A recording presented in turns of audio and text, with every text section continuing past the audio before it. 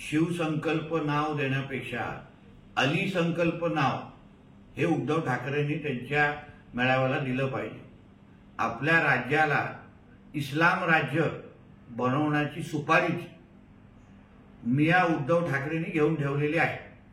कारण का लोकसभेमध्ये ज्या अर्थी त्यांच्या सगळ्याच उमेदवारांच्या प्रचारासाठी पाकिस्तानचे झेंडे फडकवले गेले, पाकिस्तान जिंदाबाद पर्यंत नारे लोकांनी तिथे हे केले, त्याच पद्धतीचा हा अली संकल्प मेळावा जो आजपासून पुण्यापासून सुरू होतोय त्याबद्दल हिंदू समाजाने त्याची दखल घ्यावी। कारण का हा अली संकल्प मेळाव्यामुळे राज्यातला हिंदू किती सुरक्षित राहील याबद्दल हिंदू समाजाने, महाराष्ट्रातल्या हिंदू समाजाने विचार करावा।